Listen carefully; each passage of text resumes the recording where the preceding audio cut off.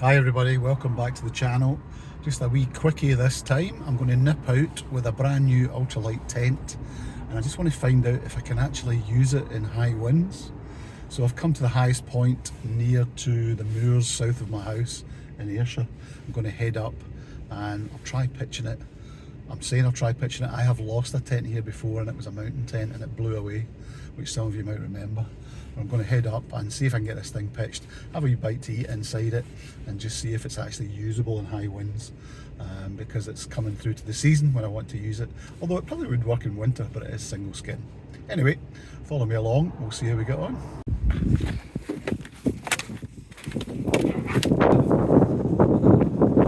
Yeah, pretty breezy, if you can hear me. So we'll head up. We're about just over 1,000 foot, I think.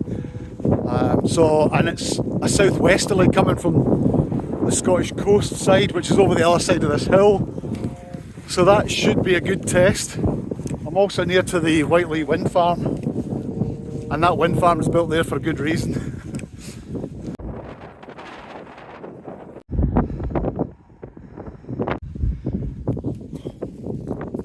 Steep bugger.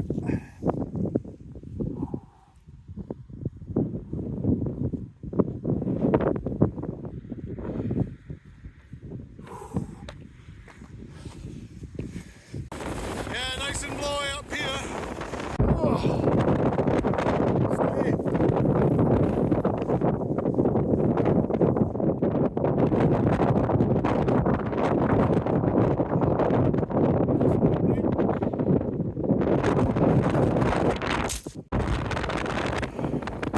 So this is the tent in question. It's a Black Diamond distance tent. It's actually the third one I've had. When I first bought one I hated it and I actually sent it back without using it, but this is me now onto my second one subsequent to that. I really like the simplicity of it. I think it's pretty stable, although I'm hoping it is, but this is where I'm going to test it now. Just make sure it'll be okay for mountain use. You use these adapters on your walking poles, so I brought my walking poles with me, and these just velcro on around the handles, and then there's a pole, a DAC pole that fits at the top, connects the two, and that creates the frame for your tent. So very, very simple. That's what I really like about it.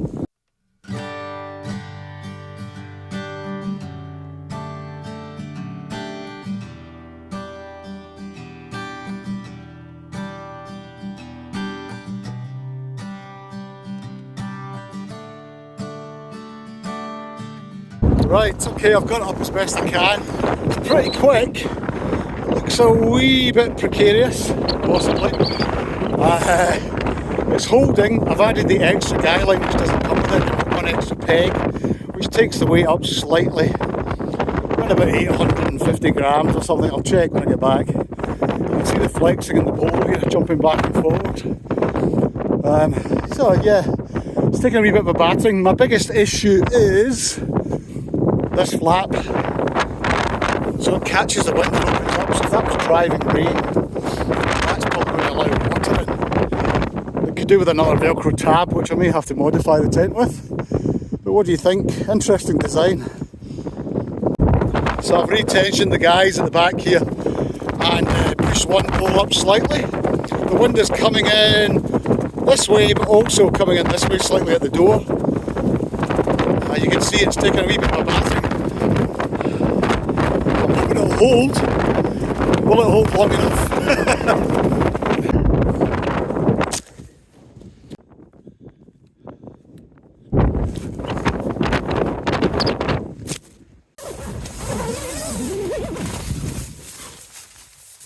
Right. Oh. Wow. Oh. World of difference in here. Just going to sit back.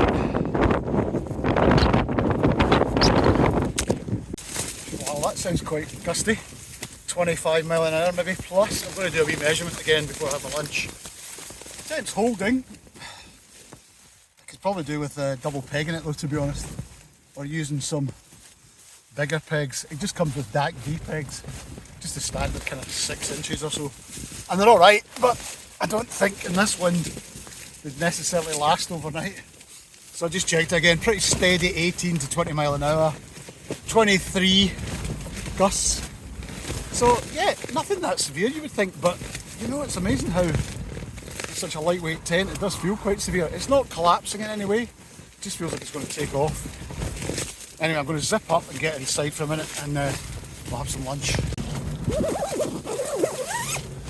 Oh, it's better. So yeah, Black Diamond I think introduced this tent a few years back, and I had one, bought it. You maybe see an old review, I'll put a link on screen. And in the end I asked you, the audience, whether to return it or not, or keep it. I wasn't sure about dimensions and whether my sleeping bag would touch the top of it. So in the end I actually sent it back without trying it, and then I don't know why, the design just kept appealing to me. So I ended up buying yet another one a couple of years ago and used it successfully on a few lightweight trips and in some fairly hefty winds, and it was pretty bomber. Not the quietest tent in the world, but it does have this non-stretch polyester fabric, which is a bit better than sil nylon when it gets wet. It's easy to wipe down and dry out and keep the minimum weight when you repack it in the morning. And it doesn't stretch overnight when it's getting soaked. Let's open this wee vent a wee bit. There you go. Just get a bit more air in here. And I quite like this vent because I could sit and I could star watch. Or lie at night and just in my sleeping bag and watch what was going on in the world outside. And watch the moon and the stars. And if you look above me here, there's a pocket where you can put your head torch and a couple of wee bits and pieces, and a big head vent. So I've intentionally put the tail. The tail is into wind, and there's a long slot of mesh here with a kind of overlapping cowling to stop rain getting driven in. And I normally just put my boots and stuff down there. So as you can hear, it is getting a wee bit of a rattling. The wind is howling over it, but it's fairly low profile. And yeah, and it uses your walking poles, so hopefully your walking poles will be able to take the strain. It's all seam sealed, taped. So yeah, I managed to pick it up for 150 quid on the Black Diamond website, but I think it is discontinued, they no longer exist. One of the biggest issues I think is the door is the wrong way round. It should open down here and along, and then you'd be able to open the door up the way and create a canopy for cooking. As it stands, rain can come in this vent eventually, and you'd have to either cook inside or cook outside or just somewhere close to your tent. But it is very much like a bivvy tent. Anyway, I'm going to have a bit to eat. Just nipped into the local co-op before I came up here, so it's just a little sandwich, a drink and some chocolate. Oops, drop the cheese.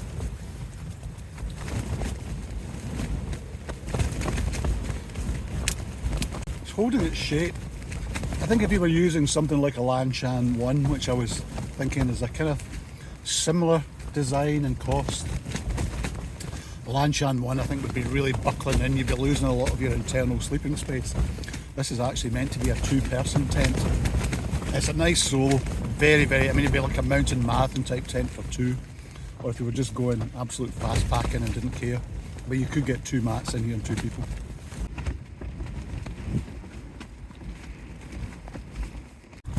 It's all taped inside, so it's been waterproof certainly in my previous experiences, and it's also, I've seen it used on quite a lot of well, not quite a lot, but a few winter videos. Americans seem to quite like it because it's self-contained. There's no real area for spindrift to blow in like a vestibule, apart from this mesh area here, which I've heard some spindrift can get in there, but some people just pack up their gear against it on the outside, or maybe tuck their boots up there. It is retaining its shape, so I'm not losing the volume inside despite the wind, though you definitely need that extra guy line and peg for the middle. If you ever consider buying one, don't take it out until you put that on it yourself. It doesn't stretch. This polyester's non-stretch, which I do like actually.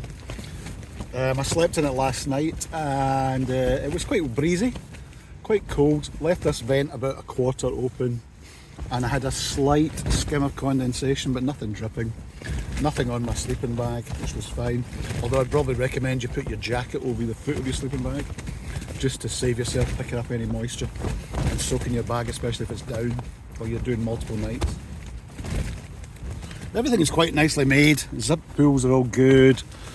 Black Diamond makes some fairly bomber stuff. You can tell about the ski and mountain heritage in terms of the way it's made. So everything has got a nice robust feel about it, and yet this is obviously light. Because it slopes in, when it's raining, you've really got to close this vent.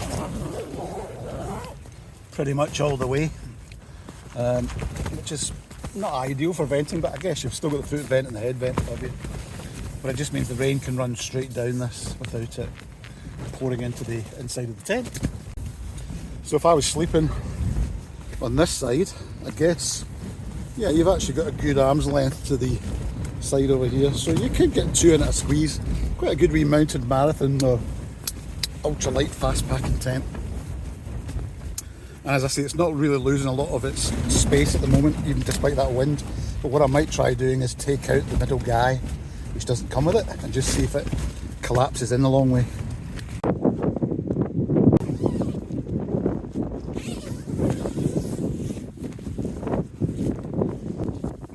Let's see if it makes a big difference. Does it? Do you lose a lot of... Well, it's not exactly, there's a slight lull in the wind just now, but it's not exactly bowing in too much. I think it possibly helps slightly. So it's not essential. Oh, no, there you go. Yeah, it does bow in a wee bit. I would say keep that middle guy.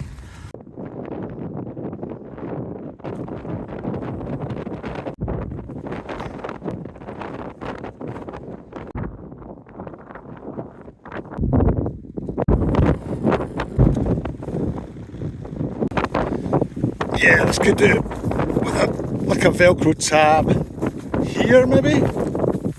Yeah, just at the, that might be worth adding actually, onto there even. Okay everyone, I think that's enough of a wee test. Had my lunch.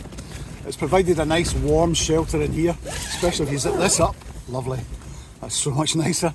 Yeah, so 25 mile an hour winds, it's holding fine. I really need to rock down the pegs though. The pegs are not long enough to cope with this in soft ground.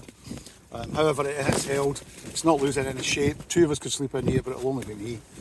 And yeah, just a worthwhile wee test. I feel a bit more confident about using it outdoors and more, just in more rough conditions than I might otherwise have used it. So thank you again for watching. If you liked the wee video, give us a wee like or subscribe. And I'll see you out there for the next one. Cheers just now.